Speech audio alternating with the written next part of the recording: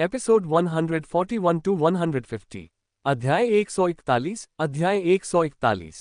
इस ड्रेस पर फूलों और पक्षियों का पैटर्न काफी अच्छा है, लेकिन छाती का डिजाइन बहुत ही साधारण है, इसमें कुछ खास नहीं है। इस तरह की ड्रेस पहनने वाले के मामले में काफी नखरे वाली होती है। जब तक आपके पास कोई एक खूबसूरत चेहरा और पतली काया, इसे निभाना मुश्किल होगा। अच्छे ग्राफिक्स होने के बावजूद इसमें कुछ भी नया या अनूठा नहीं है। जजों और दर्शकों ने भी अपनी उदासीन प्रतिक्रिया दी। अब आइए डिजाइनर नंबर 16 का जोरदार तालियों से स्वागत करें।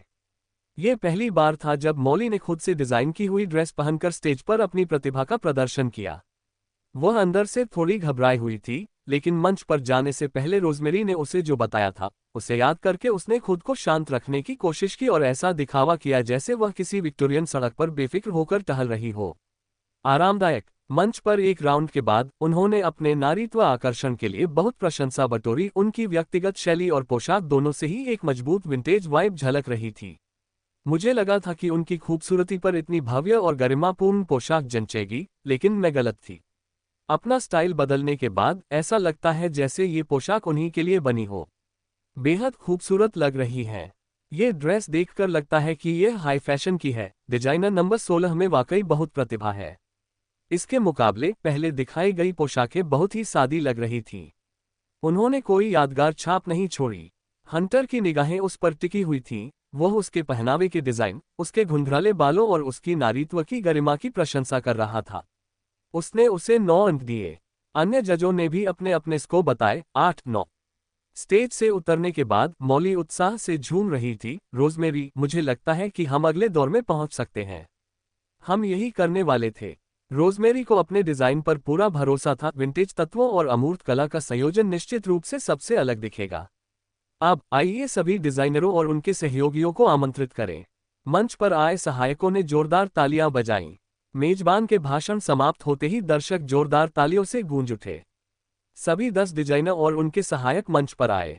डिजाइनरों और उनके सहायकों ने हमें अपने काम दिखाए हैं और अंकों का मिलान किया जा चुका है। आप बड़ी स्क्रीन पर देख सकते हैं कि सबसे अधिक अंक डिजाइनर नंबर 16 और उनकी सहायक को मिले हैं। अगले दौर में पहुंचने के लिए उन्हें जोरदार तालियां बजाकर बधाई दें। दर्शक तालियों की गड़गड़ाहट से गूंज उठे।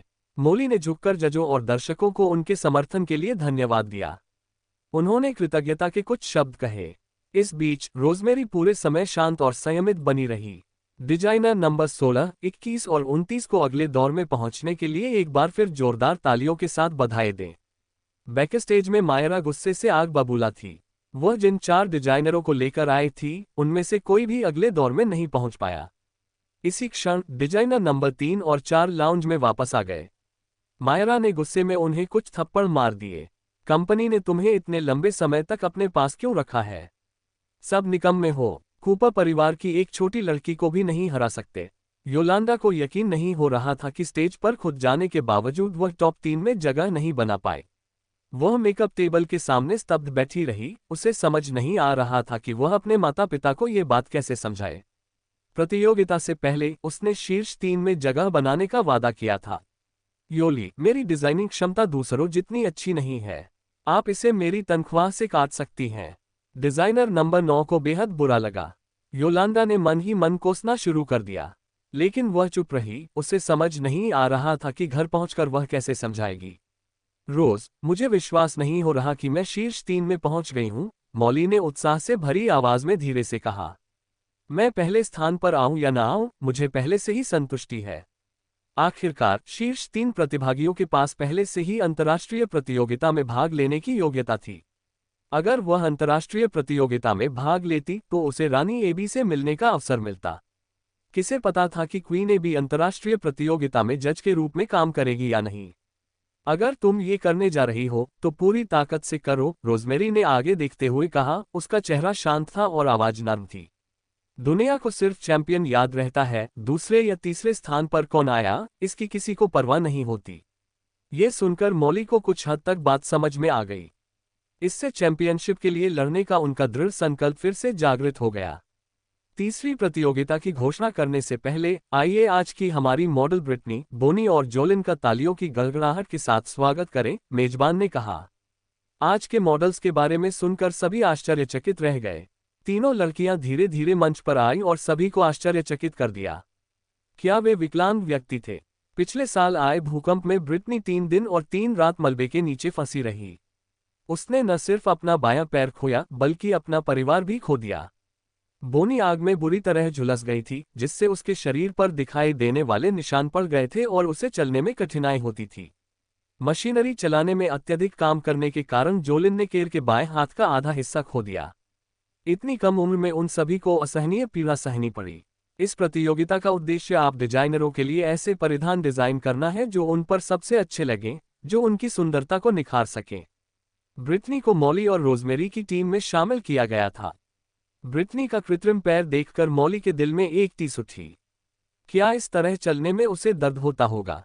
घूरना बंद करो, रोजमेरी ने उसे शांत भाव से याद दिलाया। चाहे ये दया, जिज्ञासा, करुणा या सहानुभूति से प्रेरित हो, बाहरी लोगों की निगाहें विकलांगों के लिए बहुत परेशान करने वाली हो सकती हैं। अब तुम एक डिजाइनर हो, तुम्हें उसके लिए सबसे उपयुक्त पोशाक डिजाइन करनी चाहिए। यही तुम्हारा काम है। रोजमेरी की बातों को दिल में उतारते हुए मॉली ने अपना ध्यान फिर से केंद्रित किया। उसने आयोजकों द्वारा उपलब्ध कराई गई सामग्री का उपयोग करके ब्रिटनी के लिए आकर्षक स्पोर्ट्सवियर डिजाइन किया। उसने रोजमेरी की राय नहीं पूछी, बल्कि ब्रिटनी के कृत्रिम पैर को प्रदर्शित करने का फैसला किया। रोजमेरी को बिल्कुल यही उम्मीद थी। इसके विपरीत डिजाइनर नंबर 21 और 29 ने अपने मॉडलों के निशान और विकलांगताओं को छुपाने का विकल्प चुना ताकि वे सामान्य लोगों की तरह दिखें। 40 मिनट बाद तीनों मॉडल कस्टम मेड आउटफिट पहनकर रैंप पर चलीं। हंटर ने माइक्रोफोन उठाया और मॉली से उसके डिजाइन कॉन्सेप्ट के बारे में पूछा। आपने उसके कृत्रिम पैर को दिखाने का फैसला क्यों किया? मॉली ने माइक लिया और गंभीरता से कहा, मैं ब्रिटनी और उसके जैसी सभी लड़कियों से कहना चाहती हूं कि अपने कृत्रिम अंगों से हमें असहज महसूस कराने की चिंता न करें। मुझे लगता है कि यह आपकी अनूठी पहचान है और आपको ऐसा ही महसूस करना चाहिए। इसे आत्मविश्वास से दिखाओ। तुम प्रशंसा और पसंद किए जाने के योग्य हो। ये शब्द सुनकर ब्रिटनी की आंखों में आंसू भर आए। किसी को भी आपको आंकने या आपकी कमियों की आलोचना करने का अधिकार नहीं है। आप स्वयं अपने मूल्य का निर्धारण करते हैं। हालांकि लोग अक्सर स्वस्थ शरीर को खेल से जोड़ते हैं, लेकिन वास्तव में खेल लचीलेपन की भावना से कहीं अधिक जुड़ा है। भले ही आपने अपना एक पैर खो दिया हो, यह आपको खेल से प्यार करने से नहीं रोक सकता। आप फिर भी मैदान पर दौड़ सकते हैं और दिखा सकते हैं कि आप किस चीज से बने हैं। ब्रिटनी ने सिर हिलाया, वह अपने आंसू रोक नहीं पाए। अध्याय 142। मैं आप सभी को बताना चाहती हूं कि समाज जितना आप सोचते हैं उससे कहीं अधिक स्वीकारशील है। मैं ये भी आशा करती हूं कि आप सभी इन लड़कियों को उनकी शारीरिक स्थिति के आधार पर ना आंकें। वे दयालु और मिलनसार हैं और वे हर तरह के सम्मान की हकदार हैं। इस दुनिया में जो अच्छी चीजें हैं उनके लिए धन्यवाद। मॉली ने अपना भाषण समाप्त करने के बाद झुककर अभिवादन किया। श्रोताओं की तालियां कुछ देर तक गूंजती रहीं, जो स्पष्ट रूप से उनके शब्दों से प्रभावित थे। अब मुझे ये घोषणा करते हुए खुशी हो रही है कि इस प्रतियोगिता में प्रथम स्थान पाने वाली डिजाइनर नंबर 16 मॉली हैं। कई दर्शक खड़े हो गए और उत्साहपूर्वक तालियां बजाने लगे। मॉली, मॉली, मॉली, तुम सचमुच एक चैंपियन हो। ब्रिटनी आगे बढ़ी और उसे गले लगा लिया। मुझे साहस और उम्मीद देने के लिए धन्यवाद। तुम बहुत अच्छी और खूबसूरत हो, मॉली ने ईमानदारी से जवाब दिया। तुम निश्चित रूप से बड़ी सफलताएं हासिल करोगी। ब्रिटनी मुस्कुराई और बोली, और तुम एक बेहतरीन डिजाइनर बनोगी। मुझे तुम पर पूरा भरोसा है। धन्यवाद। जैसे ही वह मंच से उतरी, मॉली के लाउंज एरिया तक पहुंचने से पहले ही वह भीड़ से घिर गई थी। नमस्ते, आप अभी कहाँ काम कर रहे हैं? मैं एक कपड़ों की कंपनी में मैनेजर हूं और मैं आपको हमारे डिजाइन मेंटर के रूप में आमंत्रित करना चाहता हूं, जिसका मासिक वेतन $5000 होगा। मैं एक अन्य कपड़ों की कंपनी में उप महाप्रबंधक हूं। हम भी चाहते हैं कि आप हमारे साथ जुड़ें। वेतन $10,000 प्रति माह, सप्ताह में 3 दिन की छुट्टी, 30 दिन की वार्षिक छुट्टी और दोगुनी वेतन वृद्धि होगी। वार्षिक बोनस का भुगतान करें। नमस्ते, मैं एक और कपड़ों की कंपनी का प्रमुख हूं। हम चाहते हैं कि आप हमारे डिजाइन विभाग की प्रबंधक बने। वेतन $15,000 होगा। लगातार बढ़ते इन प्रस्तावों को सुनकर मॉली हैरान रह गई और उसने तुरंत हाथ हिलाकर मना कर दिया। आपके उदार प्रस्तावों के लिए धन्यवाद, लेकिन मेरे पास अभी नौकरी है। फिलहाल मैं नौकरी बदलने के बारे में नहीं सोच रहा हूं, धन्यवाद। क्या आप वेतन से असंतुष्ट हैं? या यदि आपके पास कोई अन्य विचार हैं तो हमें बताएं, हम उन पर चर्चा कर सकते हैं। अगर आप हमारे वेतन और सुविधाओं से खुश नहीं हैं, तो हम मुख्यालय से बात कर सकते हैं और आपके लिए बेहतर प्रस्ताव दिलाने की कोशिश कर सकते हैं। ये रहा मेरा कार्ड। अगर आप सोच विचार कर ले तो मुझे फोन कर देना। अंत में मॉली को लगभग 20 बिजनेस कार्ड प्राप्त हुए। इस बीच रोजमेरी उनसे कुछ दूरी पर पीछे चल रही थी, क्योंकि अब उसे चैंपियन के खिताब की जरूरत नहीं थी। मॉली को चमकते हुए देखकर उसकी आंखों में एक कोमल चमक आ गई। तभी उसका फोन बज उठा। कल रात के उन 20 कुछ साल के बदमाशों को हमने पूरी रात पीटा और आखिरकार उन्होंने अपना जुर्म कबूल कर लिया। मायरा ने ही उन्हें ऐसा करने के लिए मजबूर किया था। उसने कहा था कि अगर वे तुम्हें गंभीर रूप से घायल कर देते हैं तो तुम प्रतियोगिता में भाग नहीं ले पाओगे। आपकी उच्च सामाजिक स्थिति को देखते हुए आपको प्रतिस्पर्धा करने की क्या आवश्यकता है? जैक स्पष्ट रूप से भ्रमित था। अच्छा ऐसा है। फोन रखने के बाद रोजमेरी की आंखें एकदम ठंडी हो गईं। आखिरकार मॉली भीड़ से निकलने में कामयाब हो गई और रोजमेरी का हाथ पकड़कर बोली, रोज, ये बहुत डरावना था। कपड़े बदलने के बाद मैं तुम्हें डिनर पर ले जाऊंगी। हमारी जीत की असली हीरो तुम हो। ये खाना मेरी तरफ से है। मॉली को अंदर ही अंदर पता था कि रोजमेरी की मदद की वजह से ही उसके डिजाइनों पर ध्यान दिया गया था। रोजमेरी के बिना वह शायद हमेशा एक साधारण डिजाइनर ही बनी रहती। इस समय लाउंज क्षेत्र में केवल मायरा और तीसरे और चौथे डिजाइनर ही बचे थे, और अन्य असफल प्रतियोगी पहले ही जा चुके थे। तुम लोग इतने निकम्मे होकर जिंदा क्यों हो? चौथे डिजाइनर को थप्पड़ मारने के बाद मायरा ने ताना मारा। तभी अचानक उसे बाहर से मॉली की आवाज सुनाई दी। कल रात मैंने तुमसे कहा था कि मैं तुम्हें डिनर पर ले जाऊंगी, लेकिन बात नहीं बनी और तुम्हें चोट लग गई। रोजमेरी के पीछे पीछे चलते हुए मॉली को बहुत बुरा लग रहा था। आज मैं तुम्हें ही डिनर पर ले जाऊंगी। तुमने बस पहला स्थान जीता है, इसमें इतनी बड़ी बात क्या है? मायरा ने मॉली की तरफ आंखें घुमाई, जो अभी अभी अंदर आई थी, और उसका मजाक उड़ाते हुए बोली, उसे डिनर पर ले जाओ। क्या तुम्हारे पास पैसे भी हैं? तुम तो बिल्कुल कंगाल लग रही हो। इससे पहले कि वह अपनी बात पूरी कर पाती, मायरा के चेहरे पर एक जोरदार थप्पड़ पड़ा। किसी के प्रतिक्रिया करने से पहले ही रोजमेरी ने उसे एक कोने में धकेल दिया, उसे एक गुड़िया की तरह उठाया और एक कुर्सी पर फेंक दिया। 1 दर्जन कुर्सियां जोरदार आवाज के साथ पलट गईं। रोजमेरी, क्या तुम्हारा दिमाग खराब हो गया है? मायरा को उम्मीद नहीं थी कि यह लड़की लाउंज में उसे मारने की हिम्मत करेगी, और इससे पहले कि वह उठ पाती, रोजमेरी ने उसे एक और बार पीट दिया। मॉली हैरान रह गई। अभी क्या हुआ? क्या रोजमेरी ने मायरा को इसलिए पीटा क्योंकि वह उसके अपमान को सहन नहीं कर पाए? रोजमेरी बहुत बहादुर थी। वह भावुक हो गई। बस करो। पिटाई से मायरा का चेहरा सूजा हुआ था। मैं पुलिस को बुलाती हूँ। अच्छा हुआ छुटकारा मिल गया। तीसरे और चौथे डिजाइनरों ने अपने प्रतियोगिता बैज उतारे और उन्हें मायरा पर फेंक दिया। बस बहुत हो गया। तीसरी डिजाइनर ने अचानक उसे लात मार दी। चौथे डिजाइनर ने मायरा पर पैर पटकते हुए कहा, मैं नौकरी छोड़ रही हूँ। तुम लोग। मायरा गुस्से से भड़क उठी। हंटर जजों की मेज से उठकर चले गए, उनसे मेलजोल बढ़ाने की कोशिश कर रहे कई लोगों को मना कर दिया और एक कर्मचारी से पूछा, रोजमेरी कहाँ है? उसे लाउंज में होना चाहिए। हंटर लाउंज की ओर चल पड़ा।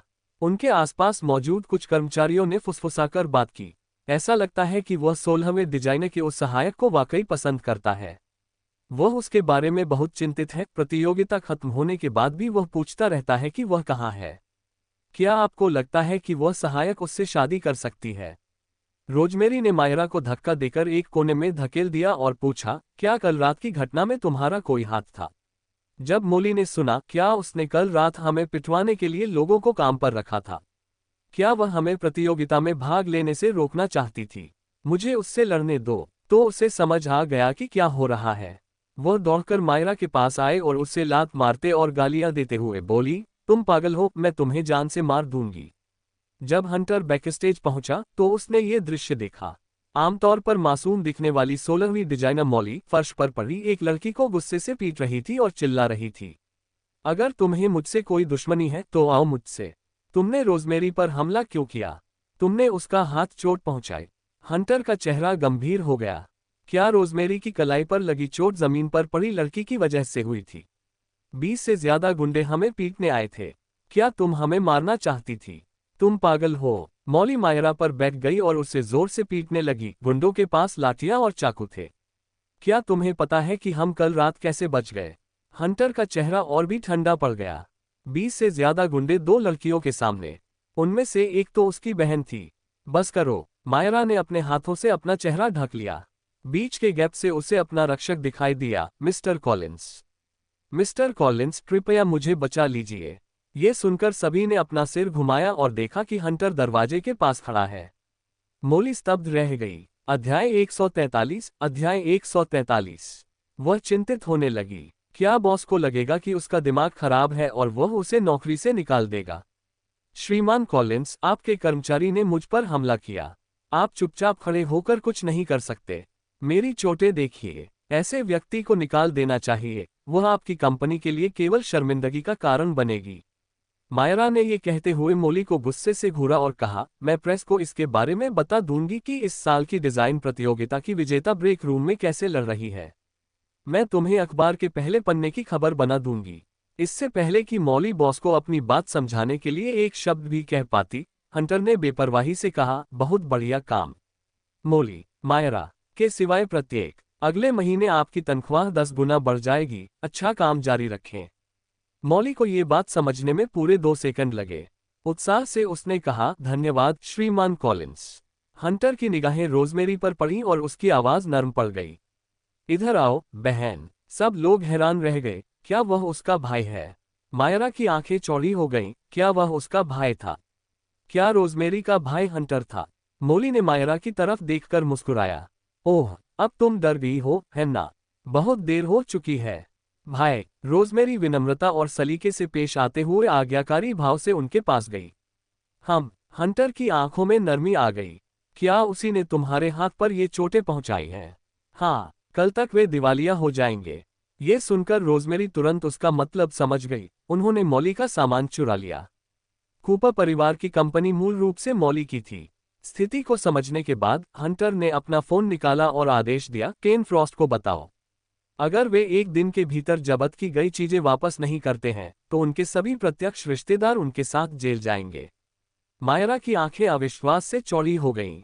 क्या हंटर रोजमेरी की चोट की वजह से उसके परिवार के पीछे पड़ा था और उन्हें अपनी सारी संपत्ति मौली को वापस करनी पड़ी?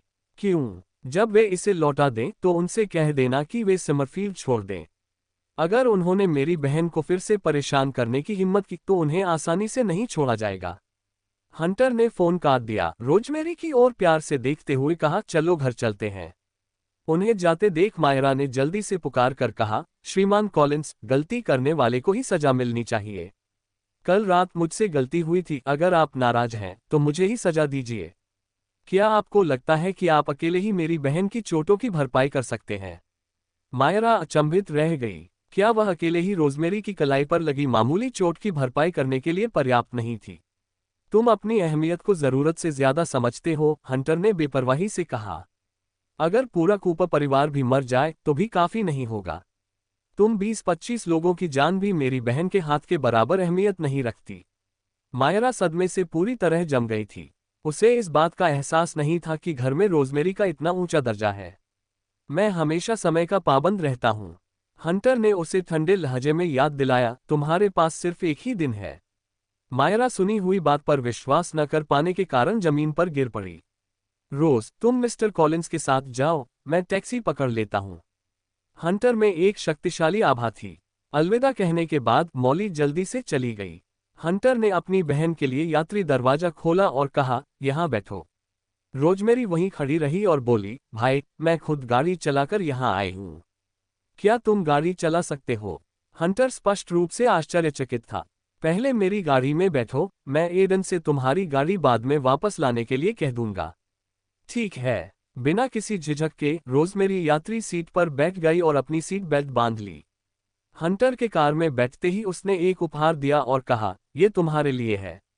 उसे पता था कि आज रोजमेरी की एक प्रतियोगिता है, इसलिए उसने आज सुबह घर से निकलने से पहले उसके लिए एक सरप्राइज साथ लाया था।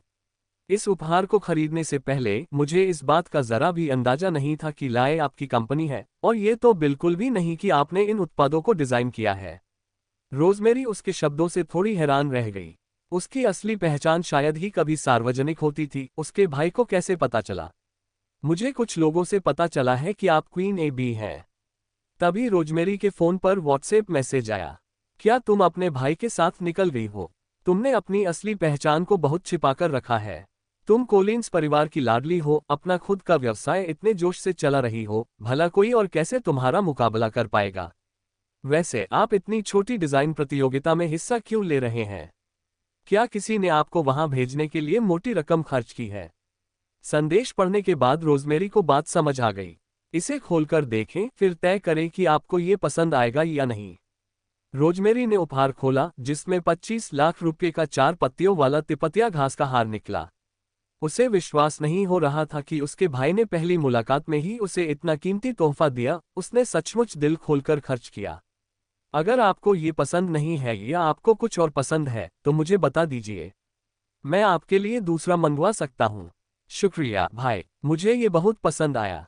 रोजमेरी ने बिना किसी नापसंदगी का भाव दिखाए उपहार को एक तरफ रख दिया। आपने लाई की शुरुआत 15 साल की उम्र में की थी। अगर उसने खुद न देखा होता तो उसे विश्वास ही नहीं होता कि इतनी कम उम्र की लड़की इतने शानदार डिजाइन बना सकती है। एक छोटे से ब्रांड के रूप में शुरू होकर यह तेजी से एक विश्व स्तरीय ब्रांड बन गया। उसने जो मेहनत और प्रयास किए, उसकी कल्पना करना आसान था। तुमने इतनी कम उम्र में इतनी सारी उपलब्धियां हासिल कर ली हैं। अगर तुम हमारे परिवार की कपड़ों की कंपनी का प्रबंधन करो तो तुम्हारी प्रतिभा का दुरुपयोग होगा। वैसे ऐसा नहीं है। जब मैंने पहली बार डिजाइन की पढ़ाई शुरू की थी तो मैं बस कुछ पैसे कमाना चाहता था। आटा बनाना। हाँ, उस समय उसके पास अपनी मनपसंद चीजें खरीदने के लिए पैसे नहीं थे और उसे ये भी उम्मीद थी कि वह बेहतर बन सकती है। शायद तब हैरिस परिवार के माता पिता उसे अधिक पसंद करने लगेंगे। लेकिन उसे यह उम्मीद नहीं थी कि अंत में वह हैरिस नहीं होगी। कितनी विडंबना है। उसकी यह बात सुनकर हंटर को सहानुभूति हुई। क्या हैरिस परिवार ने तुम्हें कभी जेब खर्च नहीं दिया? नहीं। ये सुनकर हंटर का दिल टूट गया। इस उम्र में लड़कियों को निश्चिंत रहना चाहिए और फूलों की तरह खिलना चाहिए।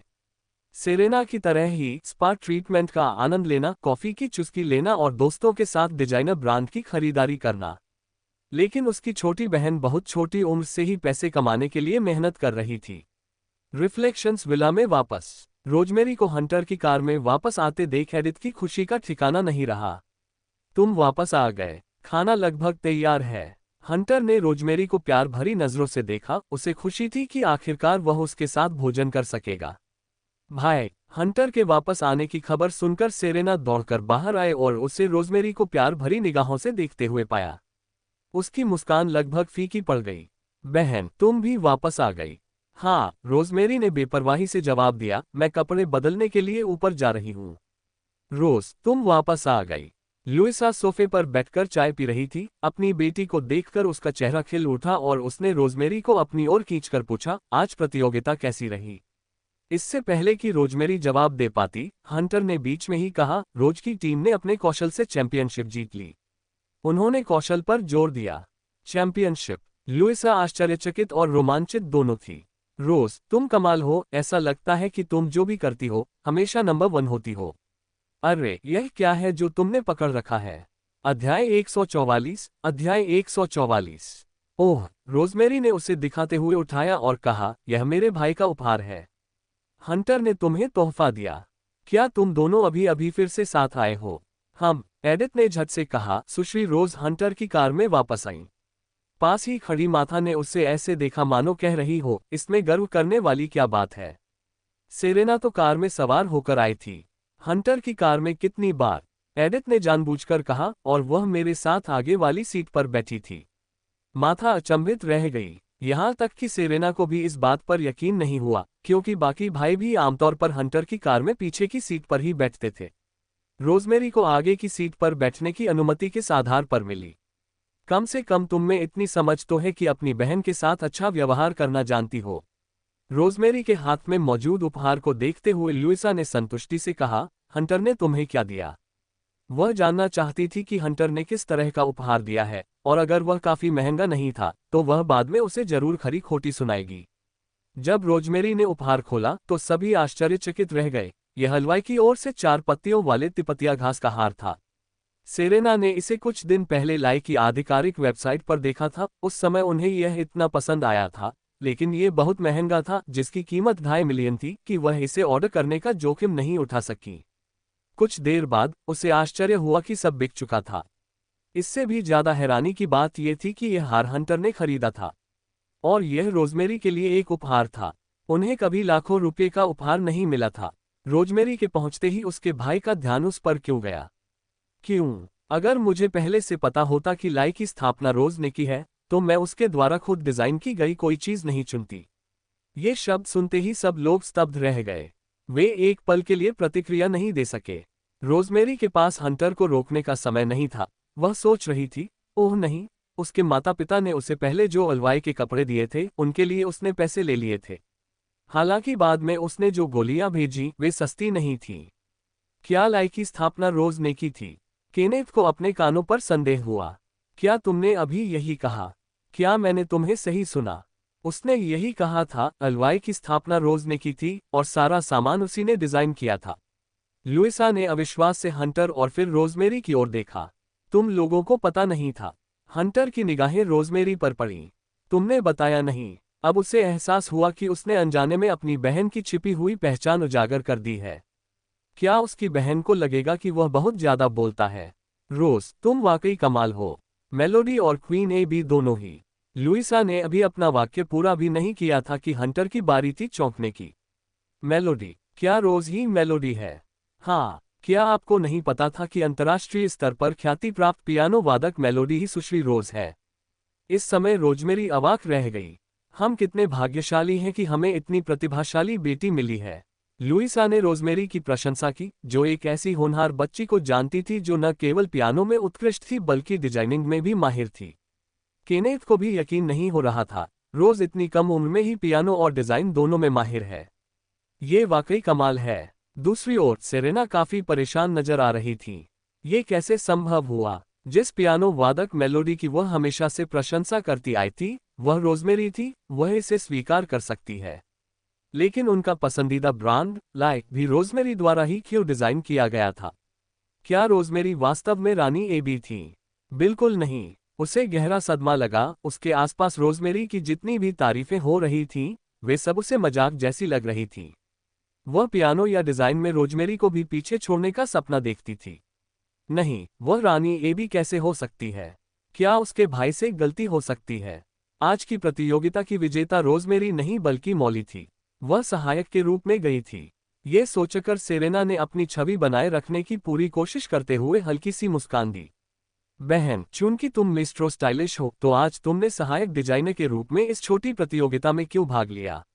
मुझे याद है कि मिस्ट्रो स्टाइलिश ने कई अंतर्राष्ट्रीय पुरस्कार जीते हैं। ऐसी छोटी प्रतियोगिताओं में तुम्हें भाग नहीं लेना चाहिए।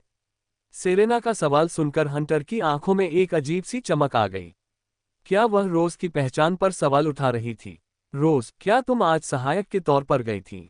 लुइसा थोड़ी हैरान थी। बाकी सब तो यही सोचते थे कि वह डिजाइनर के तौर पर गई थी। घर के नौकर भी यही सोचते थे। मैं बस छोटे बच्चों की मदद करना चाहता था। रोजमेरी की इस सहज टिप्पणी को सुनकर सेरेना दंग रह गई। छोटों का मार्गदर्शन करने के लिए एक गुरु सहायक बनने को तैयार था। क्या वह पागल थी? रोज कितनी उदार है, उसकी सोच कितनी महान है। लुइसा ने अपनी बेटी के बारे में अपनी समझ को एक बार फिर से संशोधित किया। रात के खाने के समय हर कोई रोजमेरी के लिए व्यंजन परोसने में जल्दबाजी कर रहा था, यहाँ तक कि हंटर ने भी उसे बहुत कुछ परोसा। और खा। शुक्रिया भाई। रोजमेरी का कटोरा भर गया। शुक्रिया पापा, शुक्रिया मम्मी, आप लोग भी खा लीजिए। उसने अपने बर्तन भी उठाए और अपने माता पिता और भाई को खाना परोसा। एक तरफ खड़ी सेरेना को नजरअंदाज किया जा रहा था। माथा ने ये सब देखा और वह चिंतित हो गई। दूसरी ओर एडिथ के चेहरे पर स्नेह से भरी मुस्कान थी। माथा ने उसे घूर कर देखा। इसमें ऐसी क्या खास बात है? रोजमेरी को खुश करना बहुत मुश्किल था। उसने गलत पक्ष चुना और फिर भी मूर्खतापूर्ण तरीके से मुस्कुरा रही थी। कुछ देर बाद लुइसा ने अपने बर्तन उठाए और सेरेना को खाना परोसा। सेरेना, तुम भी ज्यादा खाओ। केनेथ अभी भी मुस्कुरा रहा था। हालांकि हंटर ने भी एक बार सेरेना की सेवा की थी, लेकिन सेरेना का दिल ईर्ष्या से भरा हुआ था। उसने रोजमेरी की कई बार सेवा की, लेकिन उसकी सेवा केवल एक बार ही की। क्यों? वह इन दिनों अपने भाई को खुश करने की बहुत कोशिश कर रही थी। उसे कभी उम्मीद नहीं थी कि अंत में उसे खून के रिश्तों से भी हार माननी पड़ेगी। रात के खाने के बाद हंटर ने रोजमेरी को अपने कमरे में लौटते हुए देखा और उसके पीछे पीछे ऊपर चला गया। माथा ने सेरेना की ओर इशारा किया, मानो कह रही हो, सेरेना, तुम्हें उनका पीछा करना चाहिए। सेरेना चुपके से ऊपर गई, एक तरफ छिप गई और उसने देखा कि हंटर ने रोजमेरी के दरवाजे पर दस्तक दी। रोजमेरी ने दरवाजा खोला और कहा, भाई क्या हालचाल है? ये तुम्हारे लिए है। हंटर ने एक काला कार्ड देते हुए कहा, अगर तुम्हें कुछ पसंद आए तो बस खरीद लेना, पैसे की चिंता मत करना। रोजमेरी ने बस एक सरसरी नजर डाली और जान गई कि इस बेहतरीन काले सोने के किनारे वाले कार्ड में कम से कम $10 मिलियन होंगे। उसने वह नहीं लिया, बल्कि शांत भाव से कहा, भाई मैं खुद पैसे कमा सकती हूँ। ये तुम्हारे भाई की तरफ से तोहफा है। हंटर ने कार्ड देने का अपना अंदाज बरकरार रखा, कार्ड में 2 अरब रुपये हैं, अगर तुम इसे पूरा खर्च कर देते हो तो मैं तुम्हारे लिए और पैसे डाल दूंगा। अध्याय 145। ये रकम सुनकर रोजमेरी को इस पर यकीन करने की इच्छा और भी कम हो गई। मेरे पास अपना पैसा है, बस इसे ले लो। हंटर ने कार्ड उसके हाथ में थमा दिया। इसे जैसे चाहो इस्तेमाल करो, चिंता मत करो, मैं इतना पैसा खर्च नहीं करूंगा, तो इसे बचाकर रख लो। जब तुम्हारी शादी हो जाएगी तो मैं तुम्हें और दूंगा। हंटर की आंखों में नरमी आ गई। इसे मेरी तरफ से रहने सहने का खर्च समझो। इस टिप्पणी से पास ही खड़ी सेरेना बेहद गुस्से में आ गई। रहने सहने का खर्च, $2 अरब का जीवनयापन खर्च। अगर कभी आप थक जाएं और काम नहीं करना चाहें तो मुझे बता देना, मैं आपका ख्याल रखूंगा। हंटर की आवाज नर्म पड़ गई। अगर हमारे समूह के अंतर्गत कोई ऐसी कंपनी हो जिसमें आपकी रुचि हो तो बता देना, और ये आपके हैं। सेरेना बेहद गुस्से में थी। धन्यवाद। रोजमेरी को किसी भी कंपनी में कोई दिलचस्पी नहीं थी। वह अपने निजी मामलों में बहुत व्यस्त थी, लेकिन हंटर के शब्दों ने उसके दिल को छू लिया। मैं कुछ दिनों के लिए देश में रहूंगा। अगर आपको कहीं जाना हो या कुछ करना हो तो आप मुझसे संपर्क कर सकते हैं। मैं आपके साथ चलूंगा। सेरेना का चेहरा गुस्से से लाल हो गया। कल ही तो उसने मैच के बाद उसे शॉपिंग पर चलने के लिए कहा था, और उसने कहा था कि उसके पास समय नहीं है। अब उनके पास रोजमेरी के लिए समय था। उनका पक्षपात बहुत स्पष्ट था। तुम्हारा नंबर क्या है? हंटर ने अपना फोन निकाला। रोजमेरी ने झटपट कई संख्याएं गिना दी। नंबर सेव करने के बाद हंटर ने उसे डायल किया। यह मेरा नंबर है। अगर आपको किसी चीज की जरूरत हो तो मुझे कभी भी कॉल कर सकते हैं। मेरी नींद या काम में खलल डालने की चिंता न करें। ठीक है। हंटर ने उसे व्हाट्सएप पर जोड़ा। अगर फोन पर बात करना सुविधाजनक नहीं है या आपको शर्म आ रही है तो आप मुझे मैसेज भी कर सकती हैं। रोजमेरी ने एक दुर्लभ, दिल से निकली सच्ची मुस्कान बिखेरी। धन्यवाद, हम परिवार हैं। धन्यवाद की कोई जरूरत नहीं है। हंटर की आंखों में फिर से नरमी आ गई। तुम्हें जल्दी आराम कर लेना चाहिए। अगर तुम्हें किसी चीज की जरूरत हो तो बस मुझे ढूंढ लेना। ठीक है। रोजमेरी ने उसके जाने तक उसे देखा और फिर आखिरकार दरवाजा बंद कर दिया।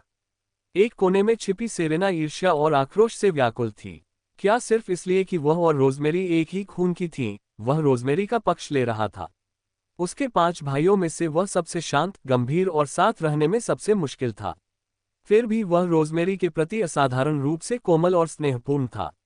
सेरेना ने अपनी मुट्ठियां भींच लीं। रोजमेरी, उसे इस परिवार में नहीं आना चाहिए था। उसके आने से सेरेना की सारी जिंदगी बर्बाद हो गई। जैसे ही रोजमेरी अपने कमरे में दाखिल हुई, उसे रोमियो का फोन आया। रोज, मैं देश वापस आ गया हूँ। रोमियो ने विमान से उतरते ही उसे फोन किया। मुझे कुछ काम निपटाना है। मैं तुमसे बाद में मिलूंगा।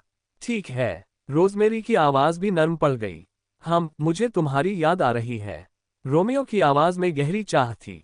जल्द मिलते हैं। ठीक है। फोन रखने के बाद रोमियो काल द्वारा दिए गए गेम का वीडियो देख रहा था। रोजमेरी की दाहिनी कलाई पर निशान साफ दिखाई दे रहा था। उसकी आंखें एकदम ठंडी पड़ गईं। आखिर किसने रोजमेरी को नुकसान पहुंचाने की हिम्मत की? कूपर परिवार। केन ने गुस्से में मायरा को थप्पड़ मारा और चिल्लाते हुए कहा, तुम्हारी हिम्मत कैसे हुई कॉलिंस परिवार से पंगा लेने की?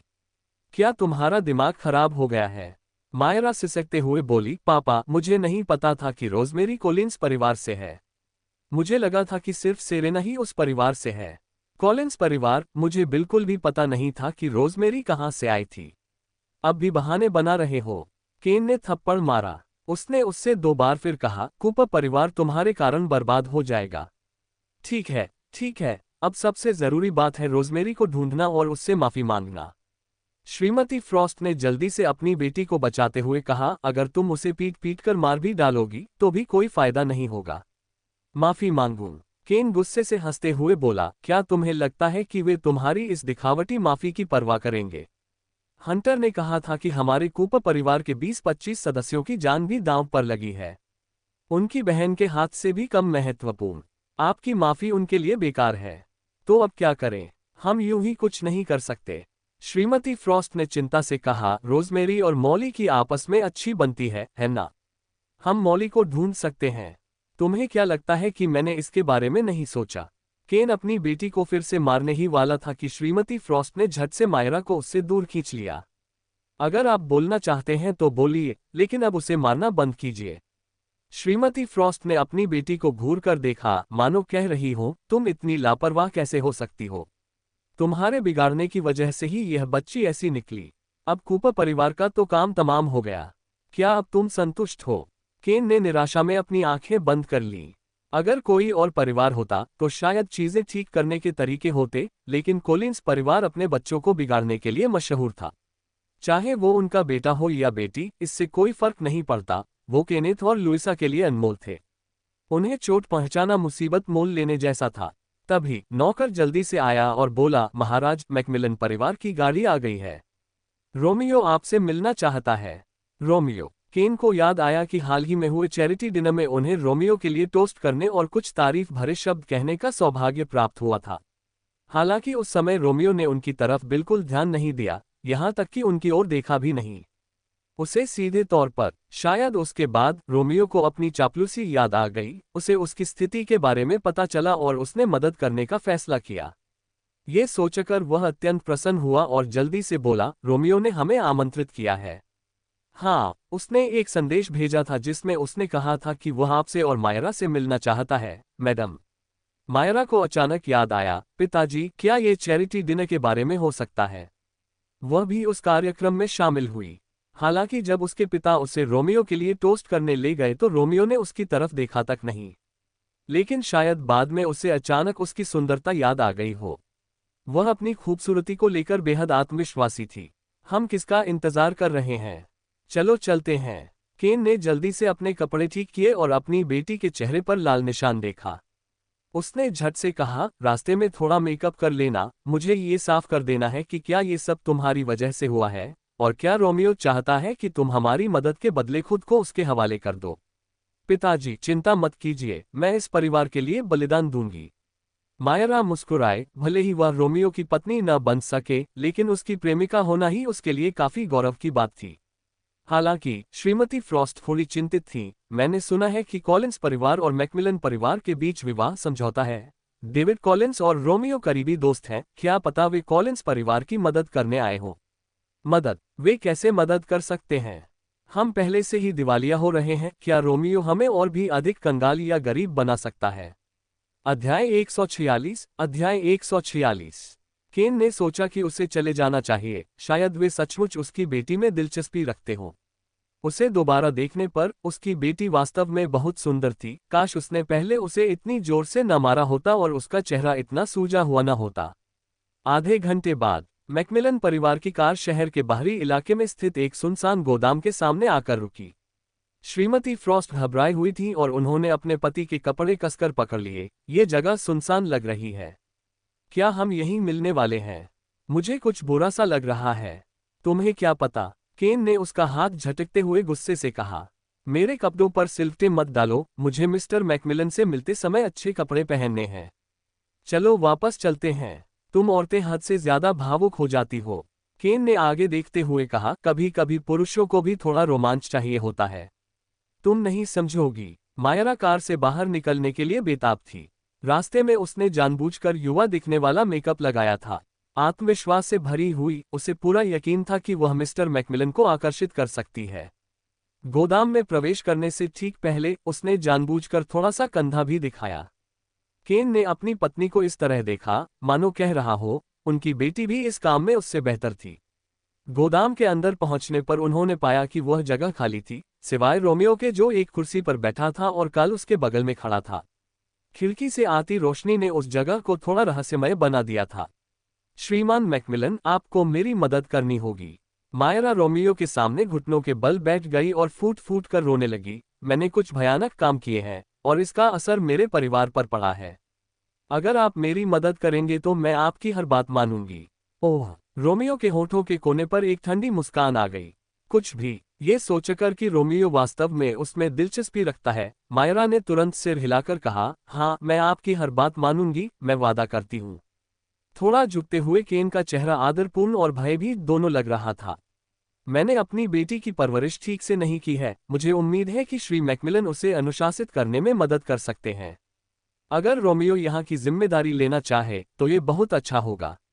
एक बार यह हो जाने पर वह न केवल अपनी संपत्ति बचा पाएगा, बल्कि उसकी बेटी भी सामाजिक स्तर पर ऊपर उठ सकेगी। दोनों के लिए फायदेमंद। रोमियो ने इशारा किया और कार्ल ने एक चाकू निकाला और उसे मायरा के सामने फेंक दिया। चाकू को देखते ही कूपर परिवार के तीनों सदस्य जम गए, उन्हें समझ नहीं आ रहा था कि क्या हो रहा है। क्या रोमियो रोमांच की तलाश में था? जिस भी हाथ ने उसे चोट पहुंचाई है, उसी हाथ से इसकी भरपाई करो। रोमियो की आंखें एकदम ठंडी थीं।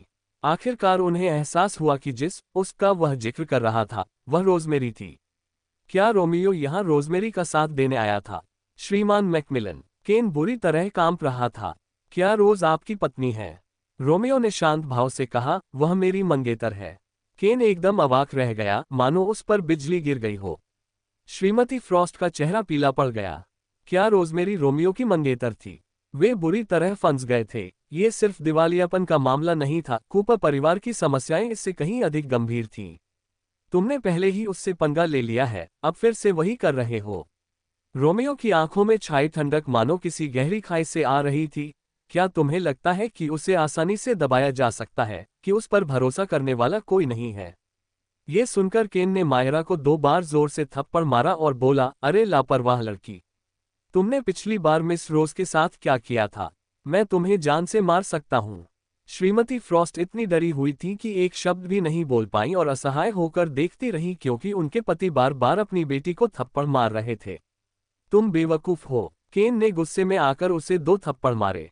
तभी मायरा को समझ आया कि उस दिन इतने सारे अंगरक्षकों ने नौकरी क्यों छोड़ दी थी। ये सब रोमियो की वजह से हुआ था। हे भगवान, अब क्या करें? रोमियो को पार करना हंटर को पार करने से कहीं ज्यादा बुरा था। केन, रोमियो की आवाज बर्फीली थी, उसकी आंखें और भी ठंडी थीं, तुमने मेरी मंगेतर को 2 बार चोट पहुंचाई है। बदले में तुम्हारी बेटी का हाथ मांगना कोई बड़ी बात तो नहीं है ना? केन बेबस था। बड़ी बात नहीं, बड़ी बात नहीं। क्या है? तुम किस बात का इंतजार कर रहे हो कमीने? जल्दी करो या मुझसे करवाओगे? केन, श्रीमती फ्रॉस्ट का दिल टूट गया था। श्रीमान मैकमिलन, मैं आपसे विनती करती हूँ, मायरा अभी बच्ची है, हम समरफील्ड छोड़कर जा सकते हैं और फिर कभी वापस नहीं लौटेंगे। क्या तुम्हें लगता है कि मिस रोज को चोट पहुंचाने के बाद तुम यूं ही चले जाओगे? तुम सपना देख रहे हो। कार्ल ने ठंडे लहजे में कहा, तुम्हारे पास 30 सेकंड है। मायरा की आंखों से आंसू बहने लगे। उसने अपना सिर हिलाया और जमीन पर पड़े चाकू को घूरने लगी, वह ऐसा करने में असमर्थ थी। उल्टी गिनती शुरू हो गई। केन ने अपना दिल कठोर किया, चाकू उठाया और अपनी बेटी की ओर चलने लगा। तुम्हें मिस्टर मैकमिलन के लोगों से पंगा नहीं लेना चाहिए था। केन, पिताजी, ऐसा मत कीजिए। एक ही झटके में वार करने से मायरा का दाहिना हाथ तुरंत खून से लथपथ हो गया और हड्डी दिखने लगी। गोदाम में चीखों की गूंज सुनाई दी। श्रीमती फ्रॉस्ट तुरंत दौड़कर आई, अपनी घायल बेटी को गोद में लिए हुए थीं और उनकी आंखों से झरने की तरह आंसू बह रहे थे। केन ने चाकू से सना खून अपने कपड़ों पर पोंछा और घबराते हुए चाकू को मिस्टर मैकमिलन की ओर बढ़ाते हुए कहा, मैंने इसे साफ कर दिया है, क्या ये ठीक है? क्या हम पुरानी बातों को भूल सकते हैं? अगर आपको बेहतर जानकारी न होती तो आप सोचते कि मिस्टर मैकमिलन ने ही आपको अपनी ही बेटी को नुकसान पहुंचाने के लिए धमकाया था, कार्ल ने कहा। कार्ल की बात सुनकर केन और भी झुक गया और बोला, नहीं नहीं नहीं, मेरी बेटी को गलती से चोट लग गई, इसका मिस्टर मैकमिलन से कोई लेना देना नहीं है। मेरी मंगेतर के खिलाफ 22 आदमी। रोमियो की आवाज में नाराजगी साफ झलक रही थी। इन्हें अंदर लाओ। कल रात के 22 बदमाश चोटों और घावों से लथपथ होकर बड़ी मुश्किल से टिके हुए थे। अपने ही कामगारों को ऐसी हालत में देखकर मायरा भय से कांप उठी, उसके घाव के दर्द के कारण वह लगभग बेहोश होने वाली थी। हम कितने लोग हैं? रोमियो ने कार्ल से धीरे से पूछा। कुल 22, श्रीमान मैकमिलन, कार्ल ने आदरपूर्वक उत्तर दिया। तुम यहां से जिंदा निकल पाओगे या नहीं, ये तुम्हारे ऊपर है। रोमियो जाने के लिए खड़ा हो गया। कार्ल ने उन्हें आखिरी बार ठंडी नजर से देखा और फिर उसके पीछे चल दिया। तभी केन को एहसास हुआ कि रोमियो उन्हें उन्हीं की चाल का स्वाद चखा रहा था। क्योंकि मायरा ने कल रात रोजमेरी के पीछे 22 गुंडे भेजे थे, इसलिए आज रोमियो ने भी अपने 22 आदमियों को उनके पीछे भेजा। लेकिन वे विलासितापूर्ण जीवन के आदी थे और उनमें युद्ध कौशल का कोई ज्ञान नहीं था। भला इन लोगों के सामने उनका क्या टिक सकता था। जमीन पर पड़े उन 22 अधमरे गुंडों का जिक्र तो छोड़ ही दीजिए। क्या वे सच में मुकाबला कर सकते थे? गोदाम का दरवाजा खुला और तेज रोशनी अंदर आ गई। रोमियो और काल बाहर चले गए और उनके 22 आदमी अंदर आ गए। श्रीमान मैकमिलन, मैं आपसे दया की भीख मांगता हूँ। गोदाम का दरवाजा ठंडेपन से बंद होने से पहले केन बड़ी मुश्किल से घुटनों के बल बैठा। इसके तुरंत बाद गोदाम दिल दहला देने वाली चीखों से भर गया। अध्याय 147। अध्याय 147। रोमियो की कार झील के किनारे स्थित विला के सामने आकर रुकी। उसने ऊपर देखा तो पाया कि रोजमेरी के कमरे की बत्तियां अभी भी जल रही थीं, इसलिए वह अपनी कार से बाहर निकला, अपना फोन निकाला और उसका नंबर डायल किया। रोजमेरी, क्या तुम अभी भी जाग रही हो? हाँ, रोजमेरी ने अभी अभी नहाया था और तौलिए से अपने बाल सुखा रही थी। क्या तुम्हारा सारा काम हो गया? हाँ, मैं विमान से उतरते ही सीधे आपसे मिलने आने की योजना बना रहा था, लेकिन रास्ते में उसे उसकी चोट और कूपर परिवार से उसके संबंध के बारे में पता चला। उसे कुछ काम निपटाने थे जिससे देरी हो गई। क्या तुम खिड़की पर आकर मुझसे मिल सकते हो? इस समय वह यूं ही अंदर नहीं घुस सकता था और बाहर भीषण गर्मी थी। वह नहीं चाहता था कि वह इस बड़ी छोड़कर उमस भरी बालकनी में आए, इसलिए वह उसे दूर से ही बस एक झलक देख सका। रोजमेरी खिड़की के पास गई और उसने देखा कि रोमियो अपनी कार के पास खड़ा है और उसकी ओर देख रहा है।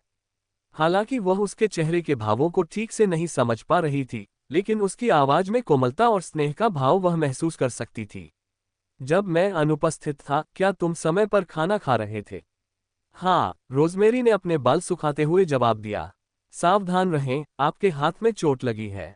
रोजमेरी चौंक गई। तुम्हें कैसे पता चला? मैंने तुम्हारा प्रतियोगिता का वीडियो देखा, रोमियो ने जवाब दिया। मुझे नहीं पता था कि तुम्हारा हाथ न केवल जान बचा सकता है, बल्कि पियानो भी बजा सकता है और इतने सुंदर कपड़े भी बना सकता है। क्या ये वाकई अच्छे लग रहे हैं? रोजमेरी ने पूछा। उसे नहीं लगता था कि प्रतियोगिता में उसने जो बदलाव किए थे वे इतने महत्वपूर्ण थे, लेकिन चूंकि रोमियो ने कहा कि वे अच्छे हैं, इसलिए वह मान गई और बोली, जब मेरा हाथ ठीक हो जाएगा तो मैं तुम्हारे लिए और बनाऊंगी। रोमियो को सुखद आश्चर्य हुआ। सच में? तो ठीक होने तक इंतजार करो, फिर मेरे लिए भी कुछ बना देना।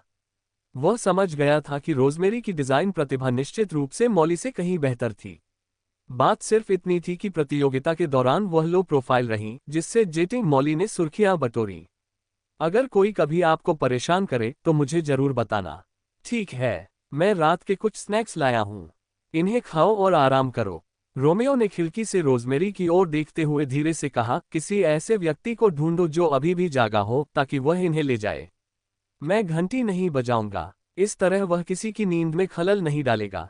नीचे मत उतरो, रोमियो ने आगे कहा, तुम्हारा हाथ घायल है, तुम्हें भारी चीजें नहीं उठानी चाहिए। रोजमेरी के सहमत होने के बाद उसने एडिथ को निर्देश दिए। एडिथ को उम्मीद नहीं थी कि रोमियो इतनी सारी देर रात की खाने की चीजें लेकर आएगा। उसके हाथ भरे हुए थे और उसने मुस्कुराते हुए उससे पूछा, रोमियो, क्या तुम थोड़ी देर के लिए अंदर नहीं आओगे? एडिथ ने उसकी चिंताओं को भांप लिया। काफी रात हो चुकी है, आप मिस्टर और मिसेज कॉलिंस को परेशान नहीं करना चाहते, है ना? रोमियो की निगाहें नर्म पड़ गईं। एडिथ, इस थैले में कुछ दवाइयां हैं। रोजमेरी के हाथ में चोट लगी है, बाद में उसे दवा लगाने के लिए तुम्हारी मदद की जरूरत पड़ सकती है। रोजमेरी के हाथ में चोट लगी है। एडिथ को अचानक याद आया, इसीलिए तो रोजमेरी आज रात खाना खाने के लिए अपने बाएं हाथ का इस्तेमाल कर रही थी। घर में सभी को पता था कि रोज दोनों हाथों से काम कर सकती है, इसलिए जब उन्होंने चम्मच कांटा पकड़ने के लिए अपने बाएं हाथ का इस्तेमाल किया तो किसी ने इस पर कोई आपत्ति नहीं जताई। लेकिन मिस्टर मैकमिलन को ये बात कैसे पता चली? आप निश्चिंत रहें, मैं बाद में सुश्री रोज को दवा जरूर लगाऊंगा। परेशानी के लिए खेद है। कोई परेशानी नहीं। श्री मैकमिलन कितने विचारशील हैं। आपकी यात्रा सुरक्षित हो, ध्यान रहे कि गाड़ी सावधानी से चलाएं। जब एडिथ उस सामान को बैठक में लेकर आई तो संयोगवश केनेथ की नजर उस पर पड़ गई और उसे पता चला कि रोमियो ने उनके लिए इतना स्वादिष्ट देर रात का नाश्ता तैयार किया था। खाने की मेज सुंदर बक्सों से भरी हुई थी। रोजमेरी हैरान थी। क्या उसने यह नहीं कहा था कि उसने केवल थोड़ा ही तैयार किया है?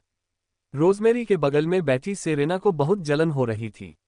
उसने सुना था कि रोमियो कल विदेश गया था और आज ही लौटा है, फिर भी उसने रोजमेरी के लिए इतने सारे नाश्ते तैयार किए थे। डिब्बों पर लगे लोगों को देखकर लगता है कि इन स्नैक्स की कीमत कम से कम 5 अंकों में होगी।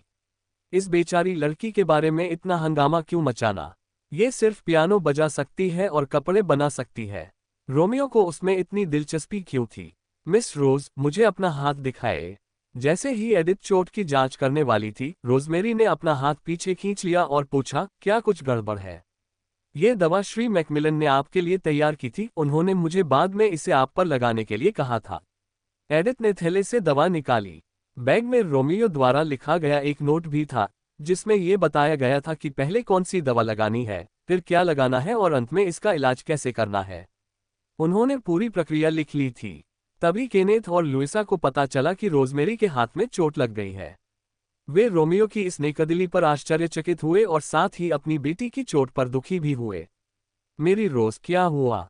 तुम्हें चोट कब लगी? यह इतना सूज कैसे गया?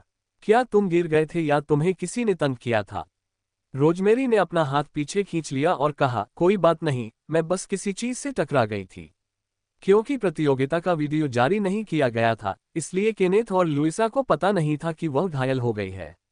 और चूंकि रोजमेरी अपनी निजी बातें साझा करना पसंद नहीं करती थी, इसलिए किसी ने इस पर ध्यान नहीं दिया। तुम्हारे भाई ने हमें क्यों नहीं बताया? मैं अभी डॉक्टर को फोन करता हूँ। केनेथ को फोन करने ही वाला देखकर रोजमेरी ने कहा, इसकी कोई जरूरत नहीं है, रोमियो ने दवा पहले ही तैयार कर ली है। ये सभी दवाएं बहुत कीमती लग रही थीं, ऐसी चीजें जो वे किसी सामान्य फार्मेसी से नहीं खरीद सकते थे। और यह असंभव है कि ये दवाएं हमेशा उसकी कार में उपलब्ध रहें। रोजमेरी ने अनुमान लगाया कि हो सकता है कि उसने रास्ते में अपने घर से उन्हें उठाया हो और फिर उसे दे दिया हो। चलो पहले खाना खा लेते हैं। रोजमेरी ने अपने माता पिता को चम्मच कांटा दिया, फिर बैठ गई और अपने बाएं हाथ से एक कांटा उठा लिया। उसके बगल में बैठी सेरेना को बहुत जलन हो रही थी। वह स्वेच्छा से बैठ गई और मीठी मुस्कान के साथ बोली, आपके पति ने इतने सारे स्नैक्स बनाए हैं, चलिए हम भी थोड़ा खा लें। बहन, वह सच में बहुत अच्छे हैं। तुम तो बहुत भाग्यशाली हो। चूंकि आप जानते हैं कि वह मेरा पति है, कृपया दोस्तों के सामने अपना पता बदल लें। रोजमेरी ने अपने सामने रखे खाने का आनंद लेते हुए यह बात सहजता से कही। ये सुनकर सब लोग अचंभित रह गए। सेरेना ने दयनीय भाव से अपना निचला होंठ दबाया। बहन, तुम्हारा क्या मतलब है? मुझे समझ नहीं आ रहा। क्या तुमने सबके सामने ये दावा नहीं किया था कि रोमियो तुम्हारा मंगेतर है? रोजमेरी ने ऊपर देखते हुए हल्के से कहा, तुम्हारे सभी दोस्तों ने इस बात पर विश्वास कर लिया और आज तुम्हारी मदद करने आए हैं। सेरेना को ऐसा लगा जैसे उस पर बिजली गिर गई हो। कौन सी दोस्त? उसने जरूर गलत समझा होगा। उसका नाम क्या है? मैं अभी फोन करके पता कर लेता हूँ। जरूर। रोजमेरी ने उसे रोका नहीं और हल्की सी मुस्कान के साथ कहा, आगे बढ़ो, वह रीड परिवार का ही कोई सदस्य है। Brooklyn read. जैसे ही केनेथ और लुइसा कुछ कहने ही वाले थे, सेरेना ने झट से कहा, उसकी हिम्मत कैसे हुई तुम्हें इस तरह परेशान करने की? रोमियो के साथ मेरा रिश्ता तो अब खत्म हो चुका है। शायद उसकी नज़र में मुझे उसके साथ होना चाहिए। क्या वो पागल हो गई है? मेरे निजी मामलों में दखल दे रही है। मैं उसे अभी फोन करती हूँ। माथा ने जल्दी से कहा, सेरेना, बहुत देर हो चुकी है, ब्रुकलिन की नींद में खलल मत डालो। अध्याय 148। अध्याय 148। कोई जवान इतनी जल्दी कैसे सो सकता है? लुइसा को अचानक समझ आ गया। इसमें कोई हैरानी नहीं कि आज सुबह जब रोज ने फोन किया तो उसकी आवाज थोड़ी अजीब लग रही थी। क्या ब्रुकलिन ने उसे कुछ दिया था? मुश्किल। क्या रीड परिवार के डिजाइनर ने भी आज डिजाइन प्रतियोगिता में भाग लिया? इस बारे में सोचते हुए केनेथ ने थोड़ा गुस्से में पूछा, क्या तुम्हारे हाथ पर लगी यह चोट उससे संबंधित है? अगर ऐसा है तो मैं रीड परिवार से इसका स्पष्टीकरण मांगूंगा। इसका दूसरों से कोई लेना देना नहीं है। रोजमेरी ने सेरेना की ओर देखते हुए कहा, क्या तुम फोन नहीं करोगी? सेरेना को अनिच्छा से अपना फोन निकालना पड़ा। अगर उसने कॉल किया तो क्या सारे झूठ उजागर नहीं हो जाएंगे? इसके बाद वह खुद को कैसे माफ कर पाएगी? सुश्री रोज, सेरेना ने हमेशा आपको अपनी बहन की तरह माना है। आपने उसे गलत समझा है, माथा ने दुखी होने का नाटक करते हुए कहा। सेरेना के दिल में तुम्हारा सर्वोच्च स्थान है।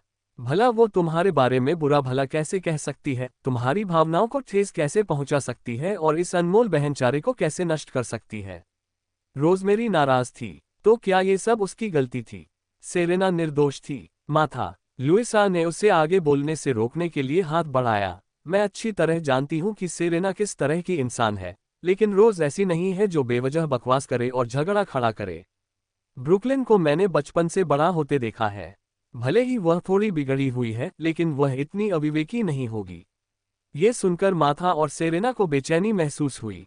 अगर ब्रुकलिन को पता होता कि रोज मेरी जैविक बेटी है और रोमियो के साथ उसकी सगाई जायज थी और वे दोनों एक दूसरे को सच में पसंद करते थे, अगर उसे सेरेना की हैसियत पता होती तो वह आसानी से रोज को परेशान नहीं करती।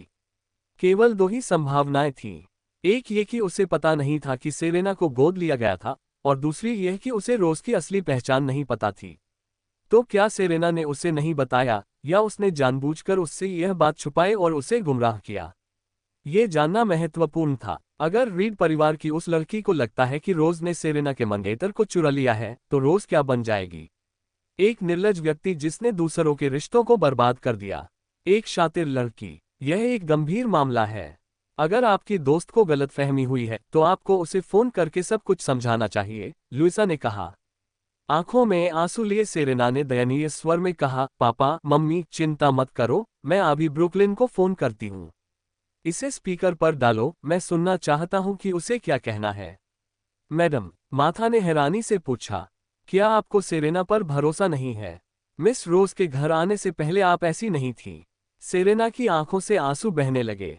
उसे लगा कि उसके साथ अन्याय हुआ है। रोज ने 18 साल बाहर कष्ट झेले। जिस क्षण उसने इस घर में कदम रखा, मैंने अपने दिल में ये प्रतिज्ञा कर ली कि अब से मैं उसकी रक्षा करूंगा और उसे नुकसान नहीं पहुंचाऊंगा।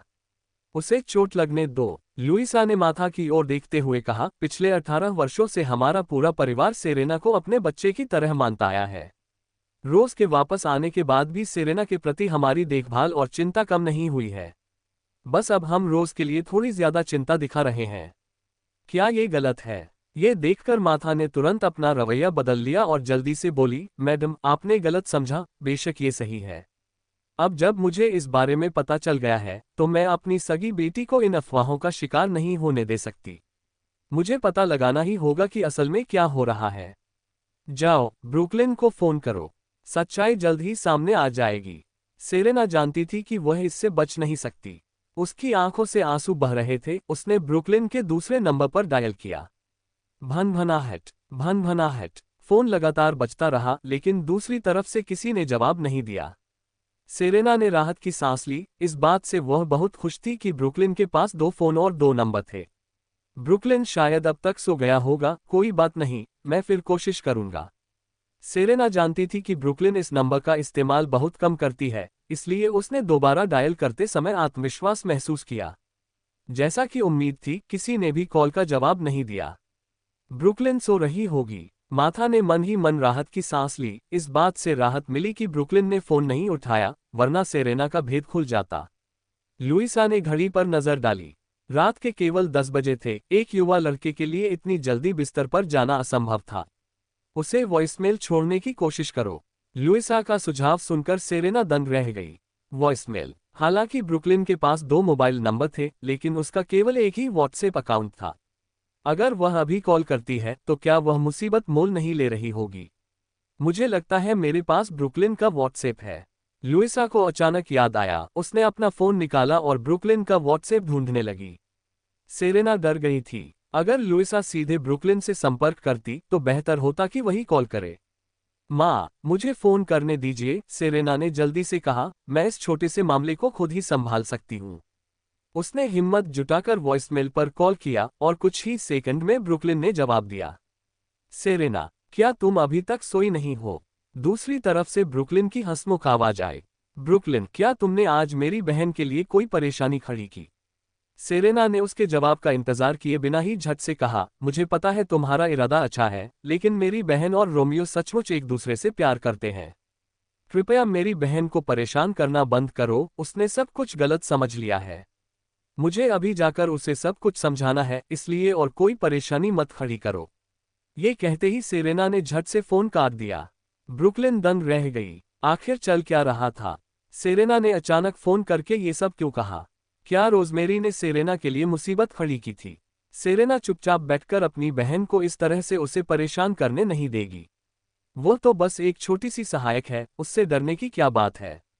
ब्रुकलिन ने अनजाने में अपनी गर्दन को छुआ, उसे याद आया कि आज प्रतियोगिता में रोजमेरी ने उसे कैसे मारा था। सेरेना को धमकी मिली होगी, इसीलिए उन्होंने अचानक फोन किया। आज उसने सेरेना को जो व्हाट्सएप मैसेज भेजा था उसका भी कोई जवाब नहीं मिला। इस बारे में सोचते हुए ब्रुकलिन ने सेरेना की सुरक्षा को लेकर चिंतित होकर दोबारा फोन किया। सेरेना ने वॉइसमेल खत्म करने के बाद अपना फोन बंद कर दिया। संपर्क न हो पाने के कारण ब्रुकलिन केवल स्थिति के बारे में पूछते हुए एक संदेश छोड़ सकी।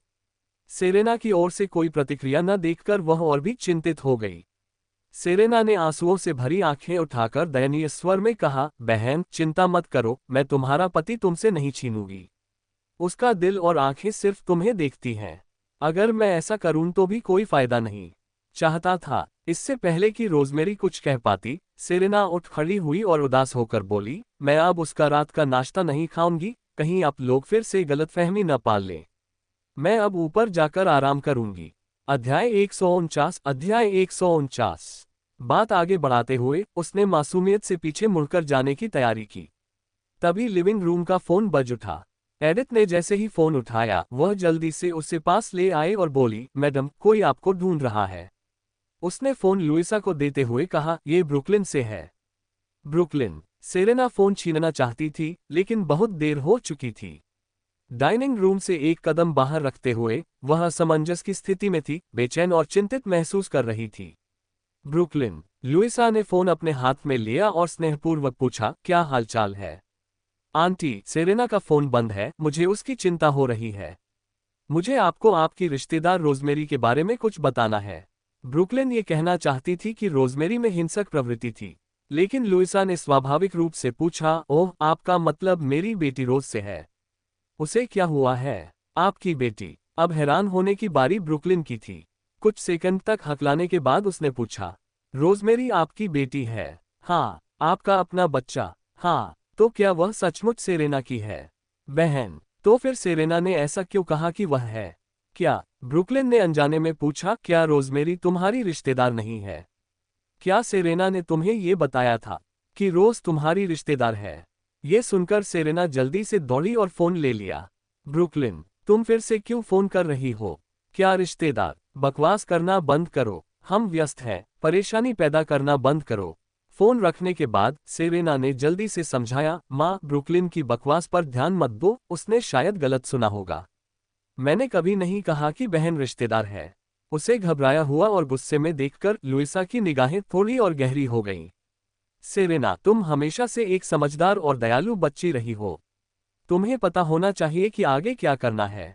माँ, चिंता मत करो, मैं अपने सभी दोस्तों को बता दूंगी कि बहन और रोमियो असली जुड़े हैं। मैं तो बस गोदली हुई बेटी हूँ। मैं उससे पति के लिए बिल्कुल भी प्रतिस्पर्धा नहीं करूंगी। मैं उसकी कोई भी चीज नहीं लूंगी। मानो या ना मानो, मेरे दिल में बहन सबसे ज्यादा अहमियत रखती है।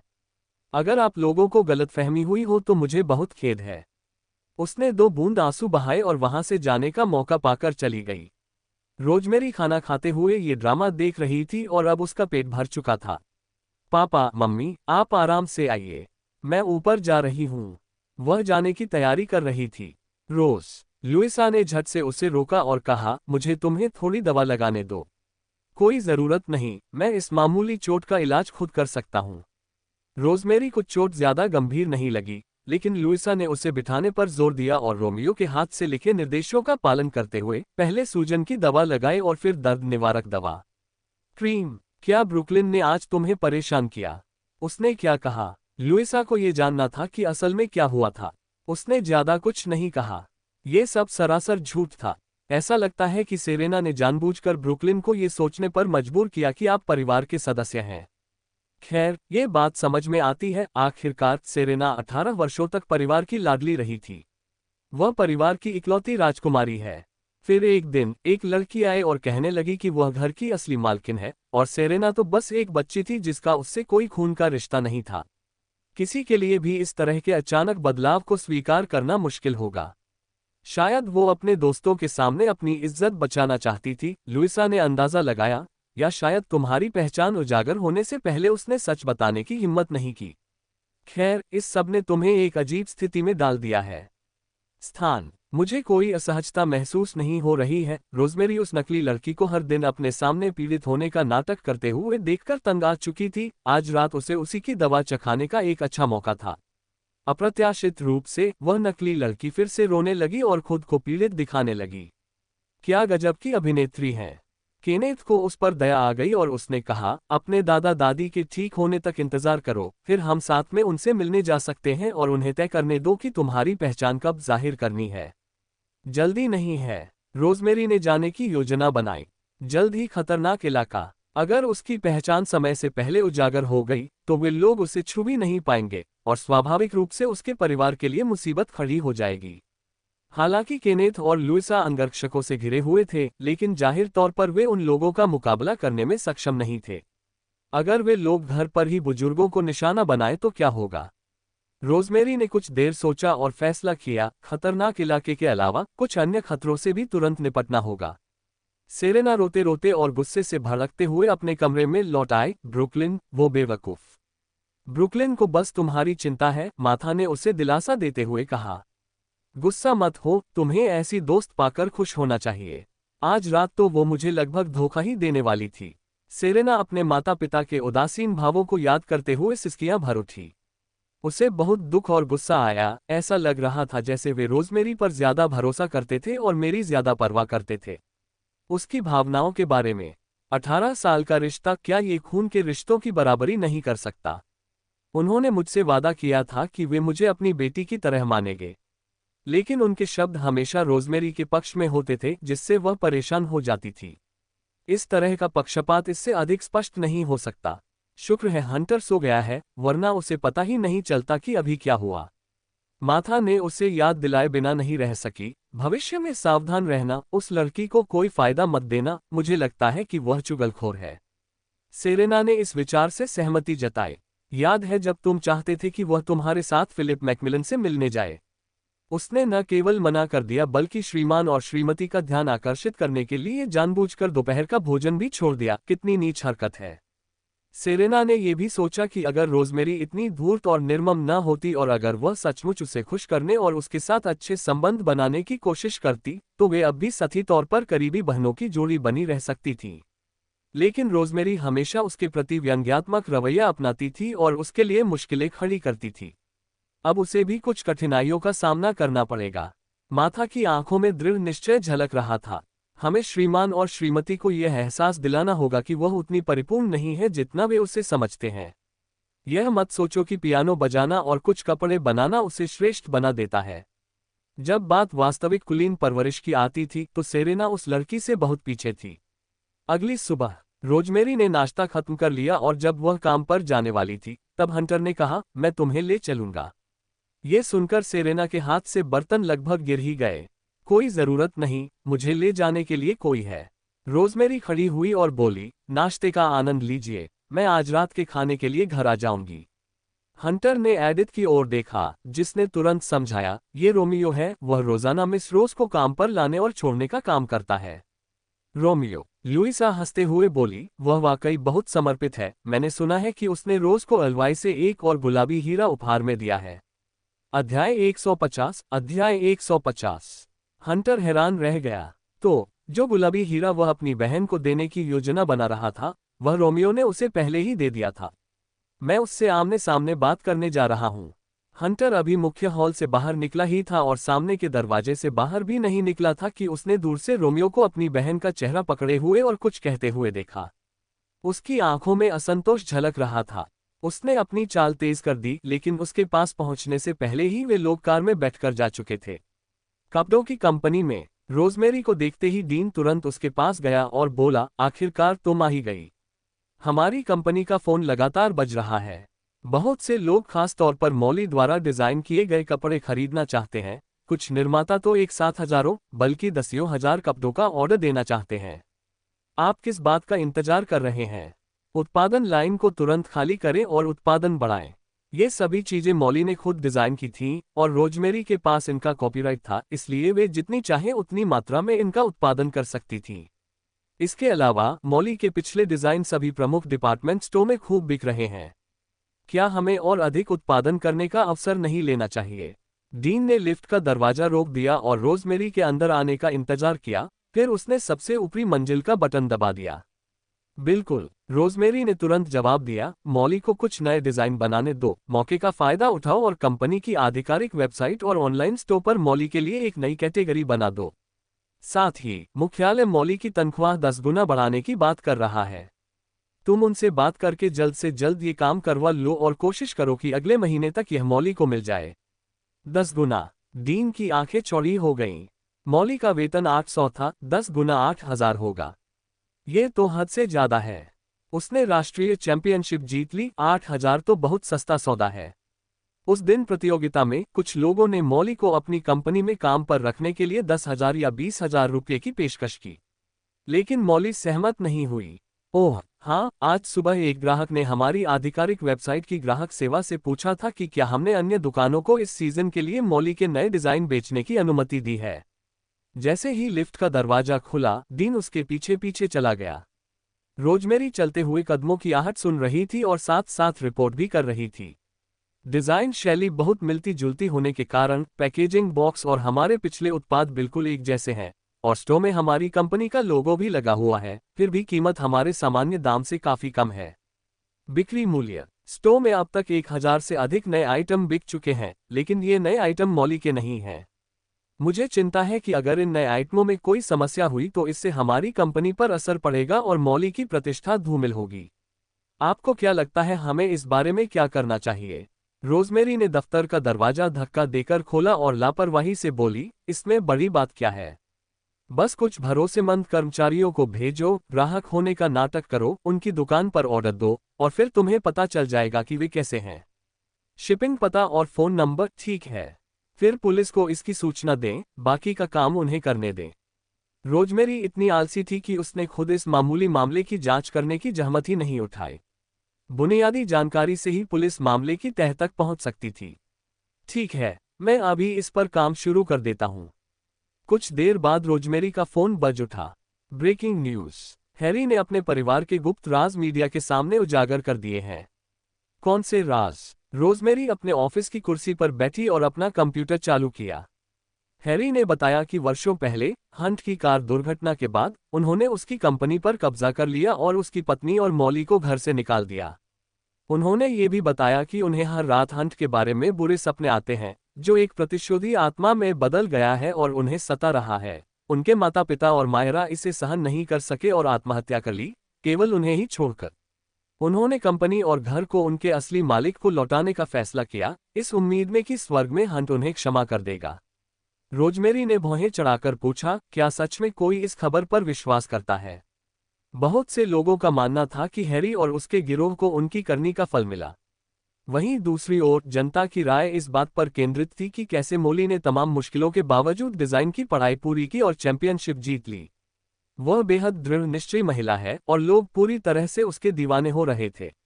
रोजमेरी जानती थी कि यह खबर उसके भाई के बारे में ही होगी। उसने कूपर्स को चोरी की हुई चीजें लौटाने के लिए एक दिन का समय दिया था। उनका सच बताना हैरी का ही विचार रहा होगा, न कि उसके भाई ने उन्हें ऐसा करने के लिए मजबूर किया होगा। लेकिन केन, उसकी पत्नी और मायरा की मौत के कारण के बारे में, इसमें आत्महत्या से कहीं अधिक कुछ होना चाहिए। मैंने पता लगाया है। केन, उसकी पत्नी, उनकी बेटी मायरा और वो 22 गुंडे जिन्होंने उस रात आप पर हमला किया था, सब गायब हो गए हैं। उनका कोई सुराग नहीं है। ऐसा कारनामा सिर्फ एक ही व्यक्ति कर सकता था। जैक और रोजमेरी दोनों ने एक ही समय में एक ही व्यक्ति के बारे में सोचा, रोमियो। रोजमेरी को पिछली रात की बात याद आई जब रोमियो ने कहा था कि उसे अचानक कोई काम निपटाना है। क्या ऐसा हो सकता है कि वह उसकी समस्या सुझाने गया हो? ये सोचते ही उसकी आंखें और गहरी हो गईं। डिजाइन विभाग। मॉली के चारों ओर भीड़ जमा हो गई और लोग उत्साह से बातें करने लगे। मॉली, तुमने सच में राष्ट्रीय चैंपियनशिप जीत ली। ये तो कमाल है। आपने हमारी कंपनी को गौरवान्वित किया है। तुम कूपर की बेटी हो। तुमने हमें पहले क्यों नहीं बताया?